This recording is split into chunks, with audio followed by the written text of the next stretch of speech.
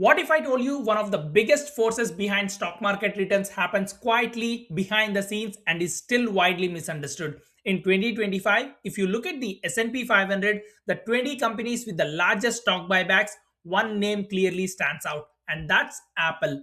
Apple alone used over $100 million dollars to buy back its own shares, and right behind Apple, you see companies like Nvidia, Alphabet, Meta, and several other big tech names doing the same thing. So naturally, this raises a question. Why are some of the biggest companies in the world spending billions of dollars buying their own stock?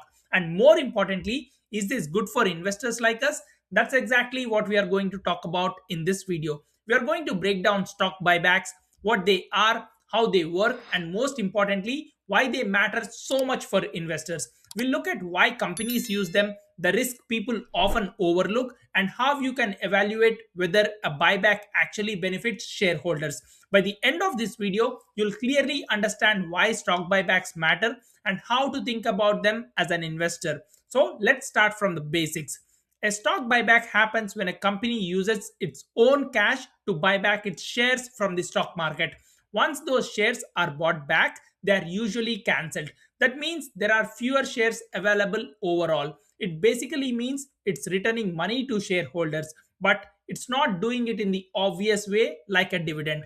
Instead, it reduces the number of shares that exist. And when there are fewer shares, each remaining share represents a bigger slice of the company. Let me give you a very simple example. Imagine a company has 100 shares total and it earns $100 in profit. That means each share gets $1 of earnings. Now imagine the company buys back 20 shares, which means there are only 80 shares left for the investors to trade.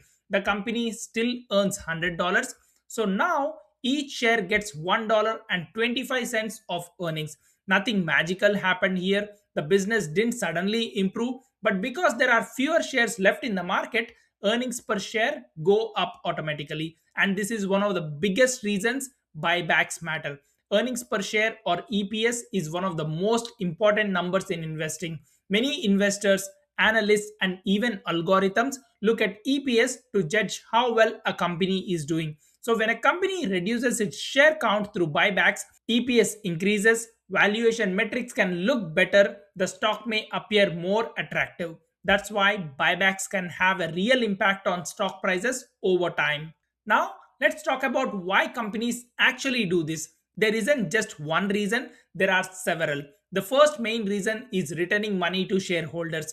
One simple reason is that companies want to return money to shareholders. They can do this in two ways, either by paying dividends or by buying back shares. Buybacks are just another way of giving value to shareholders. Second reason is management confidence. Sometimes buybacks are a signal. When management buys back stock, they are often saying, "We believe our company is strong. We believe our stock is undervalued. We believe in our long term future." This can send a positive message to investors and even employees. Third reason is offsetting dilution. Many companies pay employees with stock. Over time, this increases the number of shares and dilutes existing shareholders. Buybacks help cancel out the dilution. So instead of your ownership slowly shrinking, buybacks help protect it. Fourth reason is tax efficiency. Here's something many beginners don't realize. Dividends usually create taxes right away. Buybacks, on the other hand, can increase share value without triggering immediate taxes, depending on when you sell them. That's one reason many investors prefers buybacks. Fifth reason is used by mature companies with limited growth. Companies like Apple generate massive cash, but they can't always reinvest all that money into new projects with high returns. So instead of wasting cash, buying back shares can actually be a smart use of money. And the last reason is to preventing takeovers. In some cases, companies buy back stock to reduce the number of shares available.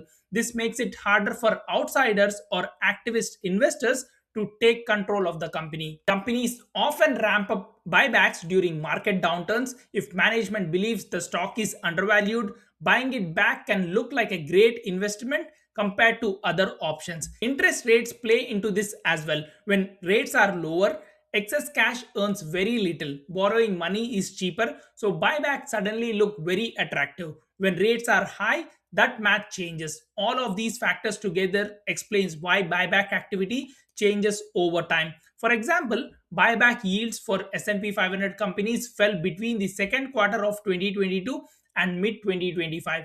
Companies were spending less on buybacks relative to their market caps because in 2022 markets were down and interest rates were lower. Buybacks looked appealing. By 2025, markets were hitting record highs and rates stayed elevated. Buybacks just didn't look as attractive anymore. Here's the important part: stock buybacks are not automatically good. They can be very beneficial when the company has strong cash flow, the stock is reasonably priced, and buybacks don't hurt long term growth. But they can be harmful when companies buy back shares at very high prices, they cut spending on research or employees, and they use a lot of debt just to boost EPS. Also, higher EPS from buybacks doesn't always mean the business is improving. That's why context matters. So, here's a simple mindset we can use. When you see a buyback announcement, just ask yourself, can the company afford this? Is the stock reasonably valued? Would I be happy owning this business long term? If the answers are yes, buybacks are usually a positive. If not, they may be a short term financial engineering. So, to wrap this up, stock buybacks are simply a tool. When used well, they can increase shareholder value, improve long term returns, and reward patient investors. When used poorly, they can hide problems, increase risk, and hurt the business long term. That's why understanding why a company is doing buybacks is far more important than the headline itself. If you want to become a better investor, you have to understand why a company is buying back stock, how it's funding those buybacks, and whether management's incentives line up with yours. If this video helped you understand stock buybacks more clearly, make sure to like the video, subscribe to the channel, and let me know in the comments what topic you want me to cover next. Until then, stay patient, stay disciplined, and wait for the right opportunities. Thanks for watching, and I'll see you in the next one.